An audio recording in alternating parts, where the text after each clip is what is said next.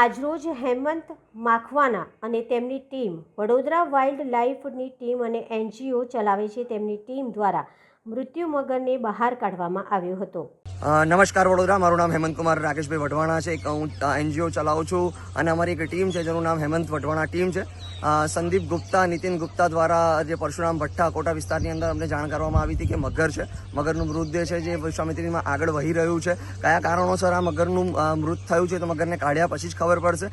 અને આજે જ મેં અત્યારે જોઈ રહ્યો છું તો મગર 9 થી 10 ફૂટનો મગર છે, જેને બહાર કાઢવા માટે અમે ફાયર બ્રિગેડની અને એનજીઓની ફાયર બ્રિગેડ એનજીઓ જે અમારા વડોદરા વાઇલ્ડ લાઇફમાં કામ કરી દરેક એનજીઓ છે, દરેક એનજીઓને આજે અમે મગર બચાવવાનું જે કાર્ય છે કે મગર આ વિશ્વામિત્રીમાંથી બચી રહે એ માટે અમે બધા જ આજે ભેગા થયા છે અને આજે ભેગા થયા બાદ અમે મગર માટે અમે લડત આપીશું અને ફોરેસ્ટ ડિપાર્ટમેન્ટને પણ જાણ કરી છે, ફાયર બ્રિગેડને પણ જાણ કરવામાં આવી છે।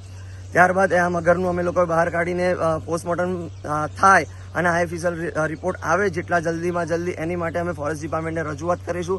આજ રોજ વડોદરા વાઇલ્ડ લાઇફમાં કામ કરતી દરેક એનજીઓ આજે મગર માટે જોડે છે, ભેગા છે। અમે ભેગા થઈને આજે કામ કરીશું। WRT છે, GSPCA છે, K9 ગ્રુપ છે, સંદીપ સિંહ છે, જયેશભાઈ પટેલ છે, કે જેટલી બી પ્રતિક લાકડાવાળા છે કે પછી જેટલી પણ એનજીઓ છે એ બધી જ એનજીઓ અમે લોકો ભેગા થઈને આજે વડોદરા ફોરેસ્ટ ડિપાર્ટમેન્ટમાં આ મગરનું સાચામાં સાચું આઈએફએસએલ કરીને જેટલું બને એટલું વહેલું આવે એની અમે રજૂઆત કરીશું।